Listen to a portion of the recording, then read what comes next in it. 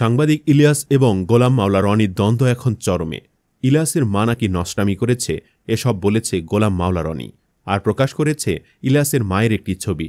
কিন্তু সত্য হল সেটা ইলিয়াসের মা নন, কারণ তিনি আর বেঁচে নেই।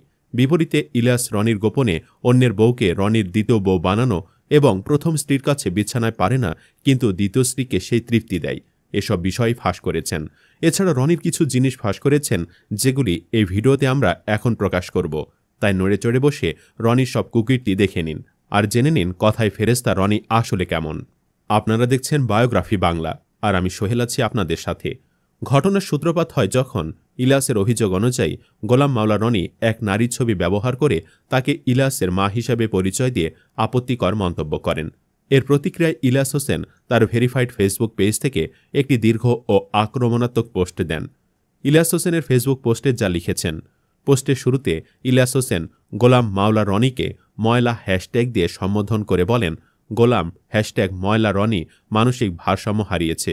সে এক নারীর ছবি দিয়ে তাকে আমার মা বানিয়ে সীমাহীন আপত্তিকর কথাবার্তা লিখেছে। তিনি স্পষ্ট করেন যে ছবিতে থাকা নারী তার মা নন, তবে তিনি কারো না কারো মা, বোন বা মেয়ে। ছবিটি অপব্যবহারের জন্য ওই নারীর পরিবারের পক্ষ থেকে আইনি পদক্ষেপ নেওয়া উচিত বলেও তিনি মন্তব্য করেন। এরপর ইলিয়াস হোসেন সরাসরি রনিকে উদ্দেশ্য করে বলেন, এবার আমার কথায় আসি। আমার বিরুদ্ধে ময়লার শুরু থেকে শেষ পুরোটা গল্পের কোথাও কোনো তথ্য প্রমাণ নেই, যে কারণে সত্য নাকি মিথ্যা সেটা আপনাদের বিবেক দিয়েই বুঝে নেন। তিনি পাল্টা দাবি করেন যে রনির বিরুদ্ধে তার কাছে সপ্রমাণ রয়েছে এবং তিনি কোনো বানানো গল্প বলবেন না। পোস্টের সবচেয়ে উদ্বেগজনক অংশে ইলিয়াস হোসেন সরাসরি গোলাম মাওলা রনি ও তার পরিবারকে টার্গেট করে হুমকি দেন। তিনি লিখেন, রনি হয়তো মনে করেছে আমি তাকে নিয়ে অন্ধকারে ঢিল মারছি। আমি রনির কি করতে পারি সেটা রনিকে 2-1 দিনের মধ্যেই বোঝানো হবে। রনির ঘরে আমি ঢুকে যাব, রনির বউ, মা, মেয়ে সবার সাথে খেলে আসব। তাদেরকে দিয়েই রনির পেছনে বাঁশ দেওয়া হবে। তিনি রনিকে 1 মাসের মধ্যে জেলে পাঠানোর হুমকি দিয়ে আরও বলেন, তোকে এই মাসের ভেতরে তোকে জেলে পাঠাবো। জামাকাপড়, সুটকেস নিয়ে তোর বাবা মুজিবের মতো রেডি থাক। পোস্টের শেষে তিনি খোলা চ্যালেঞ্জ ছুড়ে দিয়ে লিখেন, চ্যালেঞ্জ দিলাম, তোরে পাগল বানায় ফেলব। এই পোস্টটি সামাজিক যোগাযোগ মাধ্যমে প্রকাশের পর দ্রুত ছড়িয়ে পড়ে এবং তীব্র সমালোচনার জন্ম দেয়। এরপর সাংবাদিক ইলিয়াস তার ইউটিউব চ্যানেলে রনিকে নিয়ে একটি ভিডিও পোস্ট করেন, যেখানে রনির দ্বিতীয় স্ত্রী এসে নানা অভিযোগ করেন। যেহেতু রনি তাদের মেনে নিচ্ছেন না, ঘরে তুলছেন না, এটা নিয়ে রনি ও তার দ্বিতীয় স্ত্রীর মধ্যে নানা সমস্যা সৃষ্টি হয় এবং একসময় রনি পুলিশ ডেকে তার স্ত্রীকে চিনেন না বলে জানান। কাবিনের কাগজ দেখালে রনি সেটা আর অস্বীকার করতে পারেনি। এখন দ্বিতীয় স্ত্রী তার স্ত্রীর মর্যাদা পেতে সাংবাদিক ইলিয়াসের সাথে যোগাযোগ করে। এরপরই ইলিয়াস তার পেজে রনিকে আলটিমেটাম দেন, কিন্তু রনি উল্টো ইলিয়াসের মৃত মাকে নিয়ে মুখে আনা যাবে না এমন সব মন্তব্য করেন। এরপরই সাংবাদিক ইলিয়াস রনির মুখোশ উন্মোচন করে দেন। উল্লেখ্য যে এর আগেও সাংবাদিক ইলিয়াস এবং রনির দ্বন্দ্ব আমরা দেখেছি। চলুন একটু পেছনে ফেরা যাক। মূল সংঘর্ষের সূচনা। যুক্তরাষ্ট্র প্রবাসী সাংবাদিক ও ইউটিউবার ইলিয়াস হোসেন একটি ভিডিও প্রকাশ করেন, যেখানে তিনি গোলাম মাওলা রনির বিরুদ্ধে বেশ কিছু তীব্র সমালোচনা করেন।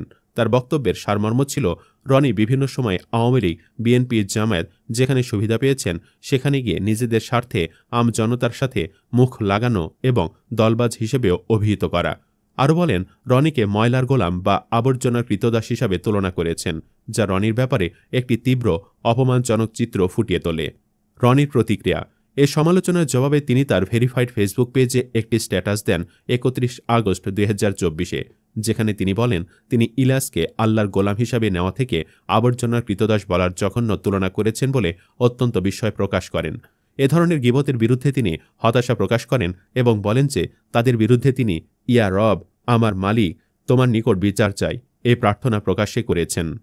মিডিয়া ও নেটিজেনদের প্রতিক্রিয়া। ইলিয়াসের ভিডিওটি দ্রুতই ভাইরাল হয়ে যায়। অনেক নেটিজেন ভিডিওটি দেখে রনির বাস্তব চেহারা, যেমন মুখোশ উন্মোচন বলা, তাতে প্রশংসা করেন, সহানুভূতিপূর্ণ মন্তব্যও করেন। আবার অনেকে রনিকে তার অভিযোগের যুক্তিমূলক প্রতিক্রিয়া দেওয়ার আহ্বানও করেন, শুধু বিচার প্রার্থনা নয়। তার মানে গোলাম মাওলা রনি কখনো বিএনপির, কখনো জামায়াতের, আবার কখনো আওয়ামী লীগের। এখন যদি গুগলে সার্চ করেন, লেখা আসবে তিনি বাংলাদেশ আওয়ামী লীগের প্রতিনিধিত্বকারী পটুয়াখালী 3 আসনের সাবেক জাতীয় সংসদ সদস্য। যাই হোক, আমরা তার কিছু বিতর্ক এবং কেলেঙ্কারি ফাঁস করি। আওয়ামী লীগের সাথে সম্পর্কে টানাপোড়েন। যদিও তিনি আওয়ামী লীগের মনোনীত সংসদ সদস্য ছিলেন, পরে দলীয় নেতৃত্বের সমালোচনা এবং ভিন্নমতের কারণে তার সাথে দলের সম্পর্ক খারাপ হয়ে যায়। এজন্য তিনি আওয়ামী লীগের ভেতরে বাহিরে দুপক্ষের বিরাগভাজন হন। ব্যবসায়িক ব্যর্থতা রনি টেলিভিশন। তিনি রনি টেলিভিশন নামে একটি চ্যানেল চালু করেছিলেন, কিন্তু আর্থিক সংকট, দুর্বল ব্যবস্থাপনা ও বিতর্কিত কন্টেন্টের কারণে এটি দীর্ঘদিন টিকতে পারেনি। এই ব্যর্থতা তার বড় একটি আলোচিত বিষয় হয়ে ওঠে। আক্রমণাত্মক বক্তব্য। টকশোতে বা নিজের ইউটিউব চ্যানেলে তিনি অনেক সময় অতি খোলামেলা বা ব্যঙ্গাত্মক ভাষায় রাজনীতিকদের সমালোচনা করেন। এর ফলে বিভিন্ন দলের নেতারা তাকে নিয়ে ক্ষুব্ধ হয়েছেন। অনেকে তাকে বিতর্কিত বক্তা হিসেবে চিহ্নিত করেন। ব্যক্তিগত ব্যবসায়িক মামলা ও ঋণ কেলেঙ্কারি। বিভিন্ন সময় শোনা গেছে তিনি ব্যাংক ঋণখেলাপি বা ব্যবসায়িক দেনা পাওনা নিয়ে আইনি জটিলতায় পড়েছিলেন। এসব মামলার কারণে তিনি আদালতেও নাকি গিয়েছেন। রাজনীতি পরিবর্তন ও দোদুল্যমান অবস্থান। তিনি কখনো আওয়ামী লীগ, কখনো ভিন্ন মতের দল বা স্বতন্ত্র অবস্থান নিয়েছেন। ফলে তাকে রাজনৈতিক অবস্থানে অস্থির বলে অনেকে সমালোচনা করেন। সাংবাদিক পেটানোর অভিযোগ। তার বিরুদ্ধে একবার সাংবাদিকদের ওপর হামলার অভিযোগও উঠেছিল, যা মিডিয়ায় ব্যাপক সমালোচিত হয়। এবার তার জন্ম পরিচয় জেনে নেওয়া যাক। গোলাম মাওলা রনি জন্মগ্রহণ করেন পটুয়াখালী জেলায়। ছোটবেলা থেকে ছিলেন মেধাবী এবং উচ্চবিলাসী। তিনি ঢাকা বিশ্ববিদ্যালয়ে পড়াশোনা করেছেন এবং সেখান থেকেই ছাত্র জীবনের রাজনীতির সাথে পরিচিত হন। তার মধ্যে ছিল বক্তৃতা দেওয়ার এক অসাধারণ দক্ষতা। ক্লাসে, সংগঠনে কিংবা পরবর্তীতে টকশোতে সব জায়গায় তিনি তার তীক্ষ্ণ যুক্তি ও ব্যঙ্গাত্মক ভঙ্গির জন্য জনপ্রিয়তা অর্জন করেন। 2008 সালের জাতীয় নির্বাচনে আওয়ামী লীগের মনোনীত প্রার্থী হিসাবে পটুয়াখালী 3 আসন থেকে তিনি সংসদ সদস্য নির্বাচিত হন। শুরুতে তাকে দেখা যেত দলীয় কার্যক্রমে সক্রিয়ভাবে অংশ নিতে, তবে ধীরে ধীরে দলীয় শৃঙ্খলার বাহিরে গিয়ে নিজের মতো করে বক্তব্য দেওয়া শুরু করেন। অনেকে মনে করেন তিনি খুব দ্রুত জনপ্রিয় হয়ে ওঠার চেষ্টা করেছিলেন, আর এটাই তাকে বিতর্কের দিকে ঠেলে দেয়।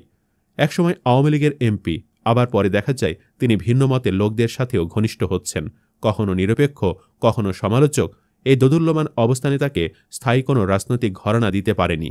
বর্তমান সময়ে গোলাম মাওলা রনি সবচেয়ে বেশি পরিচিত ইউটিউব ও টকশোতে তার রাজনৈতিক বিশ্লেষণের কারণে। তার যুক্তি, ভাষা, ব্যঙ্গ, রসবোধ দর্শকদের আকর্ষণ করে। কিন্তু সমালোচকরা বলেন রনি সবকিছুই নাটকীয়ভাবে উপস্থাপন করেন, আর সেটা তাকে আলোচিত রাখে। গোলাম মাওলা রনি 2013 সালে ইন্ডিপেন্ডেন্ট টিভির 2 সাংবাদিককে মারধর ও আটকে রাখার অভিযোগে ব্যাপক সমালোচিত হন। ওই ঘটনার পর তাদের একজন আদালতে মামলা করলে তার বিরুদ্ধে গ্রেফতারি পরোয়ানা জারি হয়। পরে ঢাকার বাড্ডা এলাকা থেকে ডিবি পুলিশ তাকে গ্রেফতার করে। এরপর তাকে ঢাকা কেন্দ্রীয় কারাগারে পাঠানো হয়। কয়েক মাস কারাভোগের পর তিনি হাইকোর্ট থেকে জামিনে মুক্তি পান। এই ঘটনা তার রাজনৈতিক জীবনের সবচেয়ে বড় বিতর্কগুলোর একটি হিসেবে এখনও আলোচিত। আওয়ামী লীগের সংসদ সদস্য ছিলেন গোলাম মাওলা রনি। তিনি আওয়ামী লীগ ছেড়ে বিএনপিতে পরে যোগ দেন। শুধু তাই নয়, একাদশ জাতীয় সংসদ নির্বাচনে ধানের শীষ প্রতীকেও নির্বাচন করছেন। পটুয়াখালী 3 আসনে বিএনপির হয়ে লড়বেন। দীর্ঘদিনের রাজনৈতিক প্ল্যাটফর্ম ছেড়ে বিএনপিতে যাওয়ার কারণ ব্যাখ্যা করলেন গোলাম মাওলা রনি। ফেসবুক পেজে একটি স্ট্যাটাস দেন তিনি। এতে তার বিএনপিতে যোগ দেওয়ার কারণ উল্লেখ করেন। কিসের নির্বাচন, কার নির্বাচন, কেমন নির্বাচন শিরোনাম দিয়ে তিনি লিখেন। গোলাম মাওলা রনির স্ট্যাটাসটি হুবহু তুলে ধরা হলো। আমি সারা জীবন যাকে গণতন্ত্রের মানুষ কন্যা বলে এসেছি এবং যার মঙ্গল কামনায় তাহাজ্জুদ নামাজ পড়ে বহুবার অঝরে অশ্রু বিসর্জন করেছি, তার উদ্দেশ্যে আজকে আমি 2 কলম লিখতে বসেছি। আমি আওয়ামী লীগ থেকে বিএনপিতে গিয়েছি নিজের আত্মমর্যাদা ও রাজনৈতিক সত্তা বাঁচিয়ে রাখার জন্য। কারণ আওয়ামী লীগ আমাকে বিগত দিনে একজন উটকো ঝামেলার আবর্জনা ও মূল্যহীন মনে করেছে। দলটিতে আগামী দিনেও যে আমার 2 পয়সার মূল্য হবে না, সেটা অনুমান করার পরই ভেবেচিন্তে বিএনপিতে যোগ দেই। দর্শক, এই ভিডিও নিয়ে আপনার মন্তব্য অবশ্যই কমেন্ট করে জানাবেন। বিশ্লেষণধর্মী এবং শিক্ষামূলক ভিডিও পেতে আমাদের বায়োগ্রাফি বাংলা চ্যানেলটি সাবস্ক্রাইব করতে ভুলবেন না। আল্লাহ হাফেজ।